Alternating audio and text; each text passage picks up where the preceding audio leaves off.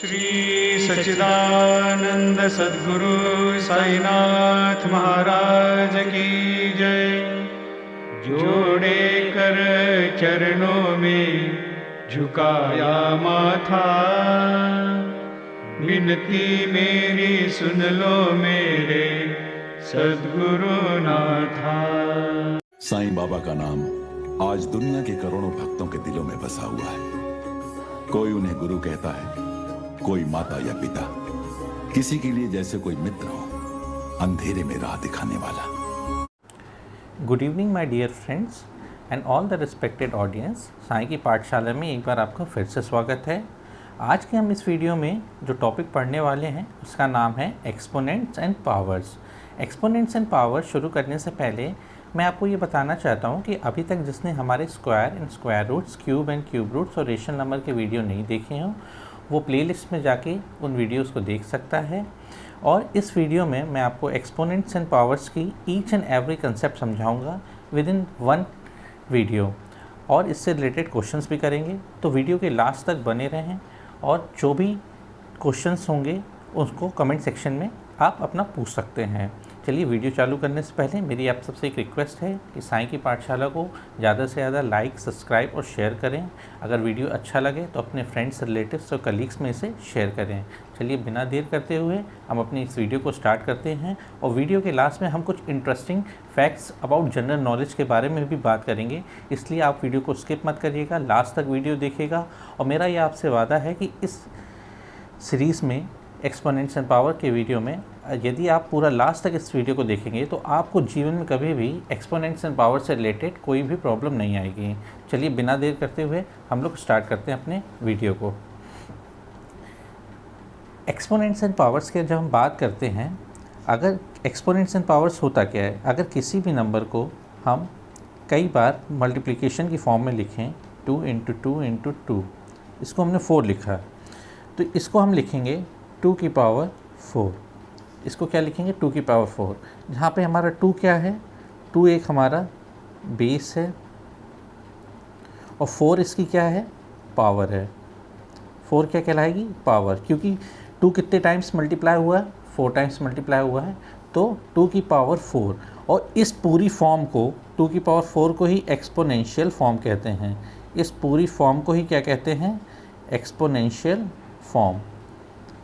इस पूरी फॉर्म को हम कहते हैं एक्सपोनेंशियल फॉर्म।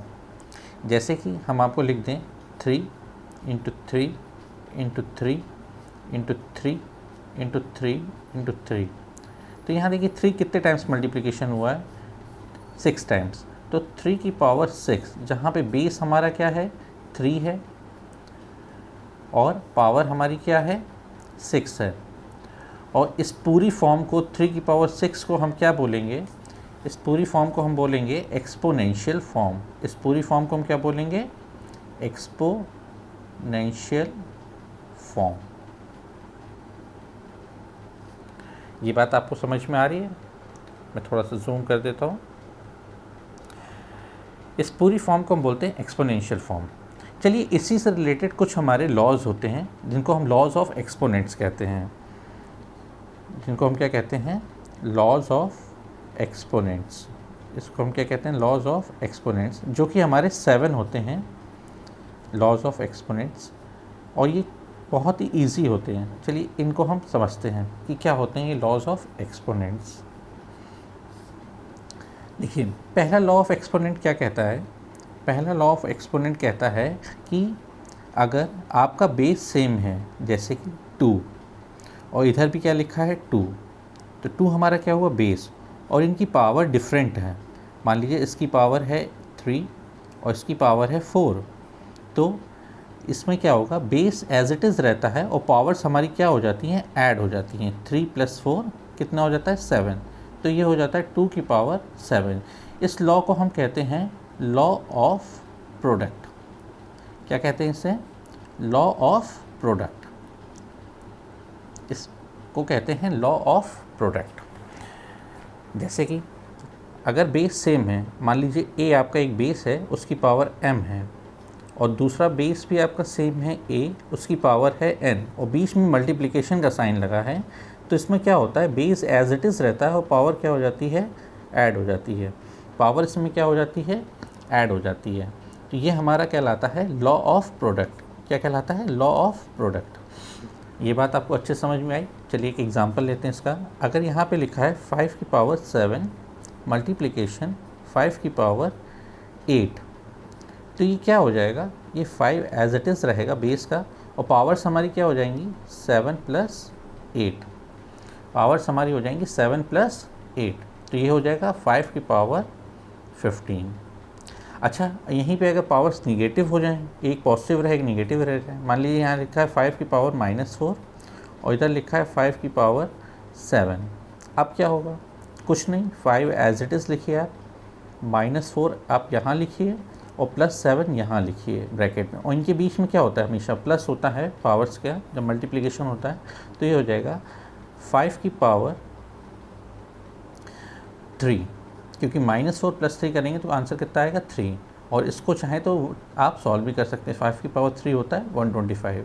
चाहे तो आप इसको एज इट इज़ लिखा रहने दें या इसको सॉल्व करके लिख लें। अगर 2-3 पावर तक है तो इसे आप सॉल्व कर लेंगे, अगर ज़्यादा है तो आप उसको एज इट इज़ लिख देंगे। ये बात सभी की समझ में आई। चलिए हम अपनी नेक्स्ट लॉ पे आते हैं। चलिए अब हम अपने नेक्स्ट लॉ पे आते हैं, जो कि हमारा लॉ ऑफ कोशेंट कहलाता है। क्या कहलाता है, लॉ ऑफ कोशेंट कहलाता है। इसमें ये कहता है कि यदि बेस सेम है और वो किस में है, डिवीज़न में है। मान लीजिए इधर a आपका बेस सेम है और इसमें a की पावर m है और a की पावर n है, तो बेस एज इट इज़ रहेगा और पावर के बीच में क्या हो जाएगा, सब्ट्रैक्शन हो जाएगा। In case of division m - n, where जहाँ पे m की वैल्यू क्या होनी चाहिए, n से बड़ी होनी चाहिए। ये लॉ ऑफ कोशेंट हमारा कहता है। जैसे कि फॉर एग्जांपल देखें, एग्जांपल से आपको समझाते हैं। ये 15 की पावर 4 लिखा हो, ये 15 की पावर 2 लिखा है, तो इसको हम जब सॉल्व करेंगे तो ये 15 बेस एज इट इज़ रहेगा और पावर के बीच में क्या हो जाएगा, सब्ट्रैक्शन हो जाएगा। फर्स्ट प्रॉपर्टी में हमने पढ़ा कि अगर मल्टीप्लिकेशन है तो उसके बीच में, पावर्स के बीच में क्या हो जाएगा, बेस सेम है अगर, तो पावर्स के बीच में एडिशन हो जाएगा। सेकेंड प्रॉपर्टी हमने पढ़ी, अगर बेस सेम है और डिवीज़न में है तो इनके पावर्स के बीच में क्या हो जाएगा, सब्ट्रैक्शन हो जाएगा। और आप इसको ऐसे भी समझ सकते हैं कि 15 की पावर 4 को हम कैसे लिखेंगे, 15 multiply by 15 multiply by 15 multiply by 15। और 15 की पावर 2 को कैसे लिखेंगे, 15 मल्टीप्लाई बाय 15। तो ये एक बार कैंसिल आउट हो जाएगा, ये फिर एक बार और कैंसिल आउट हो जाएगा। तो यहाँ पे बचेगा क्या, 15 की पावर 2। देखिए यहाँ पे जो आंसर आ रहा है, यहाँ पे जो आंसर आ रहा है, दोनों क्या आ रहे हैं, एज इट इज़ सेम आ रहे हैं। तो इसको हम कहते हैं लॉ ऑफ कोशेंट। जैसे आपको हमने एक क्वेश्चन दे दिया, मान लीजिए कि हमने दे दिया 7 की पावर 9 डिवाइडेड बाय 7 की पावर 2। अब आपका आंसर क्या आएगा, आपका आंसर आएगा 7 एज इट इज़ रखेंगे और पावर्स के बीच में क्या करेंगे, हम माइनस कर देंगे। तो कितना आ जाएगा, 7 की पावर 5 आ जाएगा। ये बात सभी को समझ में आ रही होगी। चलिए आगे पढ़ते हैं। थर्ड क्वेश्चन क्या है, थर्ड हमारी प्रॉपर्टी है, थर्ड हमारी प्रॉपर्टी जो है वो है लॉ ऑफ प्रोडक्ट रूल। जैसे कि अगर कोई नंबर दे रखा है a b और उसकी पावर m है, तो ये जब ब्रैकेट खुलेगा तो ये पावर अंदर डिस्ट्रीब्यूट हो जाएगी, a की पावर m हो जाएगा और ये भी क्या हो जाएगा, b की पावर m हो जाएगा। इस प्रॉपर्टी को हम बोलते हैं law of power of product rule. Law of power of product rule, law of power of product rule. ठीक है, अब इसको हम समझाते हैं एग्जांपल से। जैसे मान लीजिए लिखा हुआ है 3 × 2 लिखा हुआ है, a की जगह क्या है 3, b की जगह क्या है 2 है, और इसकी पावर बाहर लिखी है 5। तो ये जब ब्रैकेट खुलेगा तो 3 की पावर 5 हो जाएगा, मल्टीप्लिकेशन 2 की पावर 5 हो जाएगा। ये मैंने कहा है, ये इससे कहते हैं law of power of product rule. एक और एग्जांपल ले लें। मान लीजिए लिखा है 1 मल्टीप्लिकेशन 4 लिखा हुआ है, तो फिर क्या करेंगे हम इसे, और यहाँ पे लिखा है पावर 3, तो क्या होगा, ये ब्रैकेट जब खुलेगा तो ये 1 की पावर 3 हो जाएगा, मल्टीप्लिकेशन में 4 की पावर 3 हो जाएगा। आई होप ये चीज़ आपको समझ में आ रही होगी। चलिए अब हम अपनी फोर्थ प्रॉपर्टी के बारे में बात करते हैं। चलिए अब हम अपने फोर्थ लॉ पे बात करते हैं, फोर्थ लॉ कहता है अगर हमारा बेस a है, अगर उसकी कोई पावर m है, अगर उसकी होल पावर में बाहर कोई पावर लिखी है n, तो जब ये ब्रैकेट खुलेगा तो ये पावर्स आपस में क्या हो जाएंगी, मल्टीप्लाई हो जाएंगी। इसे हम कहते हैं लॉ ऑफ पावर। जैसे अगर 3 की पावर 2 लिखा है, इसकी होल पावर में 4 लिखा हुआ है, तो ये जब ब्रैकेट खुलेगा तो ये 2 का मल्टीप्लिकेशन 4 से हो जाएगा, ये हो जाएगा 3 की power 2 multiply by 4, that is 3 की पावर 8। चलिए एक इसका एग्जांपल और लेते हैं। मान लीजिए यहाँ लिखा है 9 की पावर 2, बाहर कुछ भी नंबर हो सकता है, उसकी होल पावर में -4, तो ये क्या हो जाएगा कि 9 की पावर 2 मल्टीप्लाई बाय -4 जो कि क्या होगा -8, तो ये हो जाएगा 9 की पावर -8। ठीक है, चलिए अब हम अपनी फिफ्थ प्रॉपर्टी की बात करते हैं। फिफ्थ प्रॉपर्टी हमारी क्या है? फिफ्थ प्रॉपर्टी हमारी है law of power of quotient rule. जैसे कि कोई एक ए और बी फ्रैक्शन है, इसकी होल पावर क्या है, m है, तो ये ब्रैकेट जब खुलेगा तो ये पावर a में भी डिस्ट्रीब्यूट हो जाएगी और ये b में भी डिस्ट्रीब्यूट हो जाएगी। चलिए देखते हैं, जैसे यहाँ पे लिखा है 7/2 की होल पावर 5 है, तो ये 7 की पावर 5 हो जाएगा अपॉन 2 की पावर 5। आप सभी को ये बात समझ में आ रही है? इसे हम इसका नाम देते हैं law of power of quotient rule, law of power of quotient rule.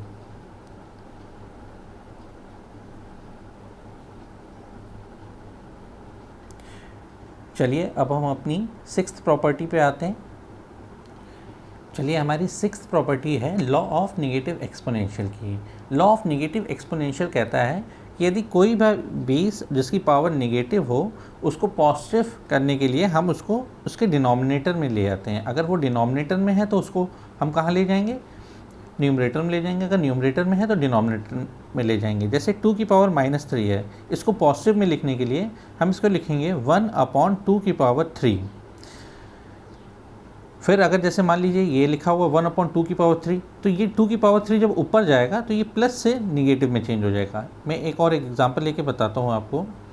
जैसे कि ये लिखा हुआ है 1/5 की पावर -2 लिखा हुआ है, तो अगर इसको ऊपर ले जाना है 5 की पावर -2 को, तो ये जब ऊपर जाएगा तो ये 5 की पावर 2 चेंज हो जाएगा। और जस्ट अपोजिट इसका ऐसा होगा, अगर 5 की पावर 2 को नीचे ले जाना है तो ये यहाँ से अपना साइन चेंज कर लेगा। जैसे कि अगर यहाँ पे लिखा है 17 की पावर 2, ये दूसरा एग्जांपल है, 17 की पावर 2 लिखा हुआ है, तो अगर ये नीचे जाएगा तो ये 1/17 की पावर -2 हो जाएगा। यहीं पे अगर माइनस होता तो नीचे आता तो प्लस हो जाता। सिर्फ लॉ ऑफ नेगेटिव एक्सपोनेंशियल में याद रखना है कि जब अगर पावर नेगेटिव होगी तो जब वो न्यूमरेटर में से डिनोमिनेटर में जाएगी तो अपना साइन चेंज कर लेगी। आई होप ये चीज़ आपको समझ में आ रही होगी। जैसे कि एक क्वेश्चन है, ये एक क्वेश्चन है, मान लीजिए कि 1/2 की होल पावर -3, इसको आपको एक्सप्रेस करना है p/q की फॉर्म में। इसको एक रेशनल नंबर में एक्सप्रेस करना है। तो आप पहले कुछ ना करिए, ये देखिए पावर नीचे क्या है, नेगेटिव है, तो आप क्या करिए इस पावर को पॉजिटिव कर लीजिए। कैसे करेंगे, वो इस 2 की पावर -3 को जब आप ऊपर ले जाएंगे तो क्या हो जाएगा, 2 की पावर +3 हो जाएगा, और ये कितना बन जाएगा, 8 बन जाएगा, और नीचे क्या आ जाएगा, 1 आ जाएगा। तो देखिए p/q की फॉर्म में बन गया 8/1। आ रही है बात की सभी को समझ में। चलिए अब हम अपनी 7th प्रॉपर्टी की बात करते हैं। इस प्रॉपर्टी का नाम है लॉ ऑफ जीरो एक्सपोनेंशियल। किसी भी बेस की अगर पावर 0 है तो रिज़ल्ट हमेशा क्या आएगा, 1 आएगा। फॉर एग्ज़ाम्पल मैं पहले लिख दूँ property law of zero exponential, law of zero exponential, law of zero exponential. देखिए जैसे कि हमने कोई भी नंबर ले लें 27 की पावर 0, किसी की भी पावर 0, आंसर हमेशा 1 ही आएगा, चाहे वो नंबर पॉजिटिव हो चाहे निगेटिव हो। अगर -15 की पावर 0 लें तो आंसर क्या आएगा, 1 आएगा। कोई भी नंबर ले लें जिसकी पावर हम क्या कर दें, 0 कर दें, उसका रिज़ल्ट हमेशा क्या आएगा, 1 आएगा। चलिए अब हम अपनी लास्ट प्रॉपर्टी की बात करते हैं, last but not the least. इसका नाम है law of fractional exponential, law of fractional exponential. बच्चों इस प्रॉपर्टी को थोड़ा ध्यान से समझिएगा। इस प्रॉपर्टी में ये कहता है कि अगर हमारा बेस a है और इसकी पावर m/n है तो इसको हम लोग ऐसे लिखते हैं कि जो हमारा न्यूमरेटर होता है उसको तो a की पावर m लिख देते हैं और ये यहाँ पे ऐसे लिख देते हैं। जैसे कि फॉर एग्ज़ाम्पल अगर ये लिखा है 2 की पावर 3/2 तो इसको हम लिखेंगे 2 की पावर 3 तो ऐसे लिखेंगे और ये √2 ये ऐसे लिखेंगे, जो कि होगा हमारा √8, ये होगा √8। अब हमें √8 बताना है, इसी को हम कहते हैं लॉ ऑफ फ्रैक्शनल एक्सपोनेंशियल। एक एग्जांपल और लेके आपको बता दे रहे हैं ताकि आपको अच्छे से क्लियर हो जाए।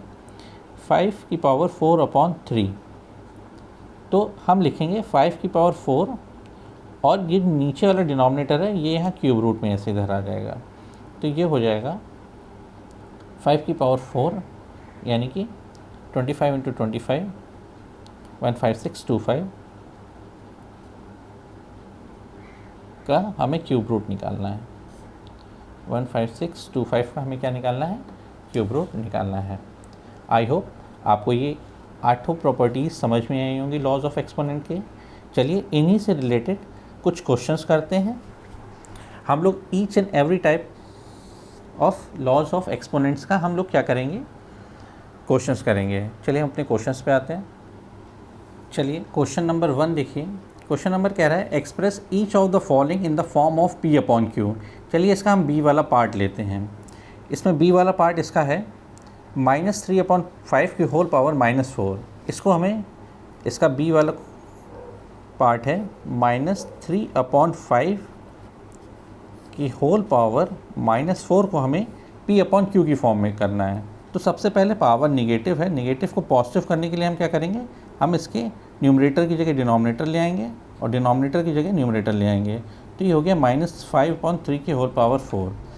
अब माइनस किसी भी नंबर निगेटिव की पावर अगर इवन है, याद रखिएगा बच्चों, किसी भी निगेटिव नंबर की पावर अगर इवन होगी तो रिज़ल्ट हमेशा जो आएगा, आंसर आएगा वो हमेशा पॉजिटिव में आएगा।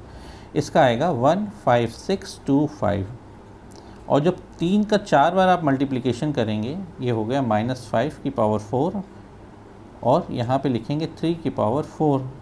और किस प्रॉपर्टी से? ये law of power of quotient rule से। मैंने बताया था ये जब ब्रैकेट खुलेगा तो ये पावर कहाँ चली जाएगी?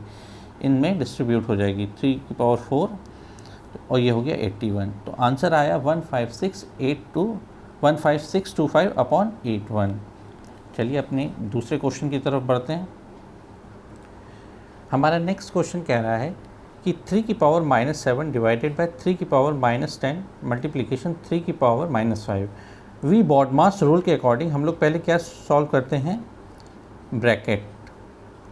यहाँ पे सबसे पहले क्या है? हमारा ब्रैकेट है। देखिए तो सबसे पहले हम इसको सॉल्व करेंगे ब्रैकेट को। देखिए यहाँ पे बेस सेम है, इधर भी 3 है, इधर भी क्या है? 3 है ब्रैकेट में। ठीक है, तो बेस सेम है और पावर क्या है? निगेटिव। तो हमने बताया था कि जब बेस सेम हो तो आपको पावर को एज इट इज़ लिखना है -7 और इधर क्या लिखना है? -10। और जब डिवीज़न होता है तो इनके बीच में क्या होता है? माइनस होता है हमेशा। उसके आगे आप लिखिए 3 की पावर -5, फिर आप लिखिए 3, ये हुआ -7 और +10 तो ये 3 की पावर 3 हो गया और ये मल्टीप्लिकेशन में 3 की पावर -5 हो गया। अब इसको सॉल्व करेंगे। देखिए बेस सेम है और इनके बीच में क्या साइन लगा हुआ है? मल्टीप्लिकेशन का साइन लगा हुआ है। तो जब मल्टीप्लिकेशन का साइन लगा होता है तो पावर क्या हो जाती है? ऐड हो जाती हैं। यहाँ 3 लिखिए और यहाँ -5 लिखिए और इनके बीच में क्या लगा दिए? प्लस का साइन। तो क्या हो जाएगा? ये हो जाएगा 3 की पावर -2। अब ये देखिए 3 की पावर -2 जब हुआ, इसको अगर पॉजिटिव में चेंज करना है तो ये 1/3 की पावर 2 कहलाएगा। This is your answer. चलिए आप अपने एक नेक्स्ट क्वेश्चन की तरफ और बढ़ते हैं। चलिए इस टाइप के क्वेश्चन को हम लोग करना सीखते हैं। By what number should 1/3 square be multiplied to get product as 15। हम 1/3 के स्क्वायर को किससे मल्टीप्लाई करते हैं कि हमें प्रोडक्ट क्या मिल जाए? आंसर जो मिले वो क्या मिले? 15 मिले। तो 1/3 का होल स्क्वायर को हम किससे मल्टीप्लाई कर रहे हैं? हम लेट कर लेते हैं, लेट द नंबर बी ए। हम ए से मल्टीप्लाई करें कि जो हमें रिज़ल्ट मिले वो क्या मिले? 15 मिल जाए। तो पहले इसको सॉल्व करेंगे। तो ये कितना हो जाएगा 1/9 multiply by a is equals to में 15। अब हमें यहाँ a की वैल्यू निकालनी है, तो a को यहीं पे रखिए, a को हम यहीं पे रखेंगे, इसको क्रॉस मल्टीप्लाई करके उधर भेज देंगे। तो ये हो गया 15 9 जा और ये नीचे 1 आ गया। तो a की वैल्यू कितनी आ जाएगी 15 9 जा 135। अब आप देख लीजिए आंसर आपको चेक करना है। तो 1/9 में जब आप मल्टीप्लाई करेंगे 135 का, तो रिज़ल्ट देखिए क्या 15 आएगा? हाँ बिल्कुल आएगा, ये रिज़ल्ट आ जाएगा 15। तो ये हुआ आपका आंसर। आई होप ये आपको बात समझ में आई होगी कि वो कह रहा था by what number should 1/3 square be multiplied to get product as 15। मतलब 1/3 के स्क्वायर में हम किसका मल्टीप्लाई करते हैं? हम लेट कर लेते हैं कि ए का मल्टीप्लाई करते हैं कि आंसर में हमें क्या मिल जाए 15। तो 1/9 multiply by a is equals to में 15। तो ए को अपनी जगह पे रखा, 9 को हमने क्या किया उधर भेज दिया। तो ये डिवीज़न में था, उधर गया मल्टीप्लिकेशन में हो गया, और ये इसके नीचे डिवीज़न में चला जाएगा 1। तो ए इज इक्वल्स टू में 15/9 multiply by 1 15 multiply by 9 divided by 1, तो जो कि आंसर आया 135। चलिए अब हम अपने नेक्स्ट टाइप के क्वेश्चंस पे आते हैं। मैं आपको ईच एंड एवरी टाइप के लॉज ऑफ एक्सपोनेंट से रिलेटेड क्वेश्चन करा दूंगा, ताकि आपको कोई भी क्वेश्चन करने में दिक्कत ना हो। और आपको ये वीडियो अगर अच्छा लगे तो प्लीज़ इस वीडियो को लाइक ज़रूर करें और ज़्यादा से ज़्यादा शेयर और सब्सक्राइब करें, कि ताकि ये एजुकेशनल कंटेंट हर उस शख्स तक पहुंच पाए जिसको एजुकेशन की नीड है, बट उसके पास वो रिसोर्सेज और वो फैसिलिटीज़ अवेलेबल नहीं है। Okay, this is the 4th question, type 4 question. ये क्वेश्चन भी बिल्कुल वैसे ही है जैसे क्वेश्चन 3rd किया था, बस यहाँ मल्टीप्लिकेशन की जगह क्या आ गया, डिवीज़न आ गया है। वो कह रहा है बाय व्हाट नंबर शुड -4/5 की whole power -3 be divided to get quotient as 16/25 की होल पावर -2। -4/5 की होल पावर -3 में हम किस नंबर का डिवाइड कर दें कि हमें रिज़ल्ट में जो आंसर मिले वो 16/25 की होल पावर -2 हो। तो हम मान लेते हैं a का डिवाइड करें। तो पहले इस पावर को नेगेटिव से पॉजिटिव करने के लिए डिनोमिनेटर की जगह न्यूमरेटर आ जाएगा, न्यूमरेटर की जगह डिनोमिनेटर हो जाएगा। तो ये -5/4 की power 3 divided by a equals to में 25/16 की होल पावर 2। ये 16/25 की जगह 25/16 हमने इसलिए लिखा ताकि यहाँ पावर निगेटिव थी, निगेटिव से किस में चेंज हो गई, पॉजिटिव में। फिर इसको हमने सॉल्व किया तो -125 डिवाइडेड बाय 64। और जब डिवीज़न के साइन को हम मल्टीप्लिकेशन में चेंज करते हैं तो जो ये न्यूमरेटर की जगह न्यूमरेटर डिनोमिनेटर की जगह चला जाता है और डिनोमिनेटर न्यूमरेटर की जगह इंटरचेंज हो जाता है। तो डिवीज़न से मल्टीप्लिकेशन का साइन आया तो 1/a हो गया ये। फिर ये 25 का स्क्वायर 625 डिवाइडेड बाय 16 का स्क्वायर यानी कि 256। अब हम क्या करेंगे 1/a को अकेला बनाने के लिए इसको उधर भेज देंगे 64 को, 25 को इसके नीचे भेज देंगे, जो कि हमने भेजा। तो ये माइनस का 125 और इधर मल्टीप्लाई बाय 256, 625 मल्टीप्लाई बाय 64। अब नीचे डिनोमिनेटर में माइनस होता नहीं है, ये एक स्टैंडर्ड फॉर्म नहीं होती है रेशनल नंबर की, तो इसलिए हम इसके दोनों तरफ क्या करते हैं, ऊपर नीचे -1 का मल्टीप्लिकेशन कर लेते हैं, तो ऊपर पहुंच जाता है माइनस। तो ये हो गया। इसको जब हमने सॉल्व किया 1/a को, तो ये आंसर आया -5/4। 1/a इज इक्वल टू में -5/4। तो a की वैल्यू कितनी होगी, जस्ट इसकी अपोजिट होगी। जब 1/a की वैल्यू -5/4 है तो a की वैल्यू जस्ट इसकी अपोजिट होगी, क्योंकि अगर हम a को ऊपर ले गए तो इसको भी हम 4 को भी कहाँ ले जाएंगे, ऊपर ले जाएंगे। तो a की वैल्यू हमारी क्या आ गई -4/5। यानी कि हम अगर इस पूरे नंबर को -4/5 से मल्टीप्लाई कर दें तो हमें जो रिज़ल्ट मिलेगा वो 16/25 की होल पावर -2 मिलेगा। चलिए हम अपने एक और टाइप के क्वेश्चन को देखते हैं। चलिए बच्चों, हम लोग एक बहुत इंटरेस्टिंग टाइप के क्वेश्चन को करते हैं, टाइप 5 के क्वेश्चन को। कह रहा है डिवाइड द सम ऑफ -1/2 की होल पावर -2 एंड -1/3 की whole power -2 by the difference of 1/5 की होल पावर -1 एंड 1/4 की पावर -1। कह रहा है पहले इन दोनों को जोड़िए और इन दोनों का डिफरेंस निकालिए और जो उससे आंसर आए उसको डिवाइड करिए। तो पहले हमने इन दोनों को जोड़ा, -1/2 की होल पावर -2 प्लस -1/3 की होल पावर -2। देखिए माइनस से अगर हमें किस में करना है चेंज, पॉजिटिव में पावर, तो ये क्या होगा, न्यूमरेटर की जगह डिनोमिनेटर आ जाएगा, डिनोमिनेटर की जगह न्यूमरेटर आ जाएगा। तो ये -2 की पावर 2 हो गया प्लस -3 की होल पावर 2 हो गया।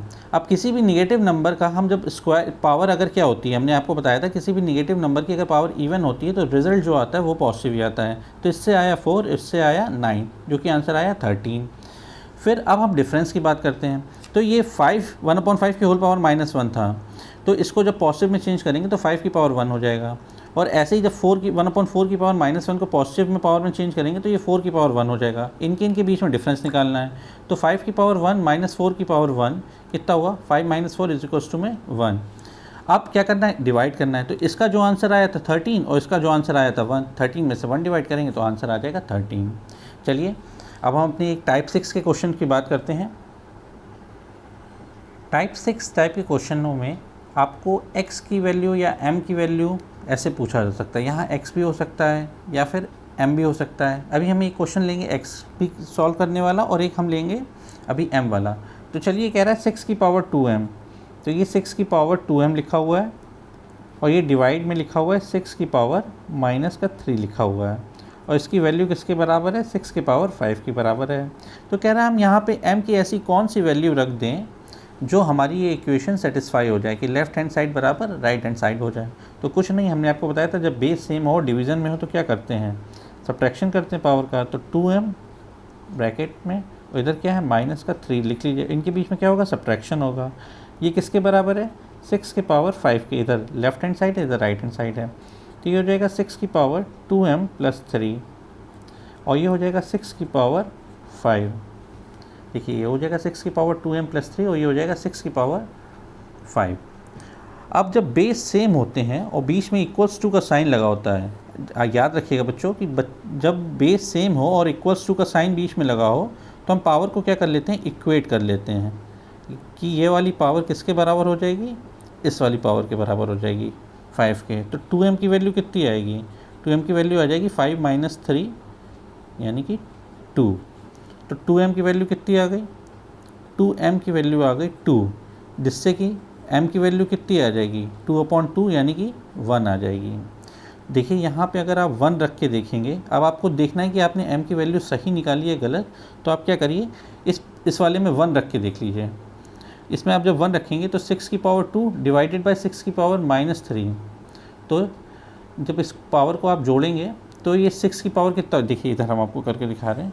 इधर आपने लिख लिया 6 की पावर 2 डिवाइडेड बाय 6 की पावर -3। अब इसको जब आप सॉल्व करिए कितना आंसर आएगा, तो 6 बेस सेम है और बीच में डिवीज़न का साइन लगा है, तो 2 माइनस और -3, तो ये हो जाएगा 6 की पावर 5। देखिए LHS बराबर RHS आ रहा है, देखिए LHS बराबर RHS आ रहा है। ये सिर्फ हमने वेरीफाई करने के लिए देखा कि ये हमारी जो वैल्यू m की आ रही है वो सही आ रही है या गलत आ रही है। चलिए इसी से रिलेटेड एक क्वेश्चन और हम देखते हैं। देखिए हमारा क्वेश्चन है, इसमें हमें x की वैल्यू फाइंड करनी है, इसमें हमें x की वैल्यू फाइंड करनी है। ये है -3/5 की होल पावर 14 मल्टीप्लाई बाय -3/5 की पावर -3 इक्वल्स टू में -3/5 की होल पावर 3x + 2।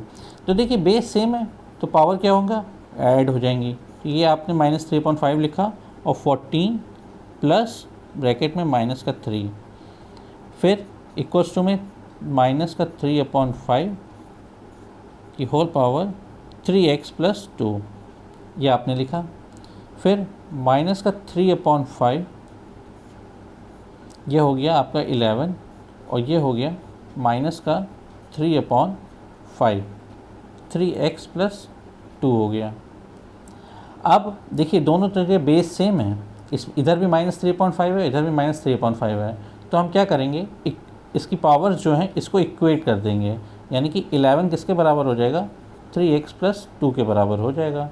और ये 2 जब इधर आएगा तो 11 - 2 इक्वल्स टू में 9 हो जाएगा।